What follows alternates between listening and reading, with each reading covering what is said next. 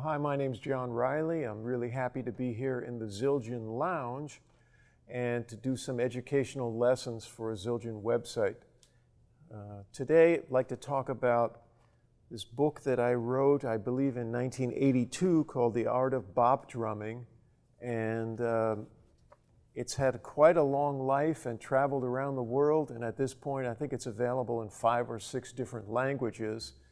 And I'm really flattered by the success that it's had and the reception that it's gotten from drummers around the world. I'm often asked, how did I begin writing the book?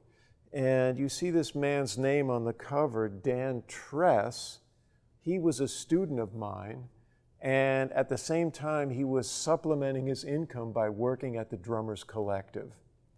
And he said, the Drummers Collective and DCI Music and their music video division started making books, and he asked me to help proofread some of these books and do some transcribing for some of that stuff. And then one day he said, you know, the lessons I'm taking with you, there's nothing like that out there. What do you think about writing a book? He said, I think if you write it, because of my relationship with Drummers Collective and what became Manhattan Music, I think I can get it published.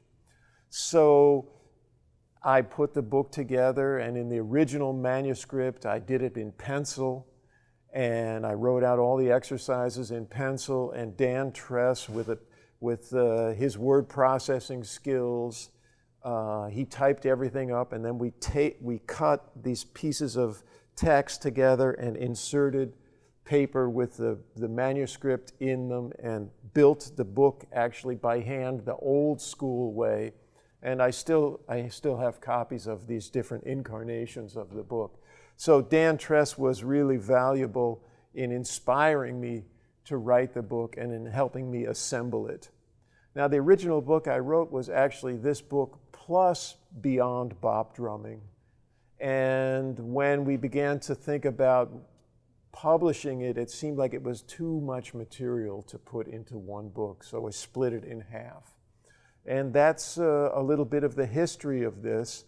And what people seem to appreciate are the exercises have a musical context to them, and the text gives you some information about why you should practice the stuff and how it's used in a musical way. So I always hear people, including non-drummers, saying, you know, I read through your book and I really appreciated the words in there in giving me a context for why I should practice something and how I can use it.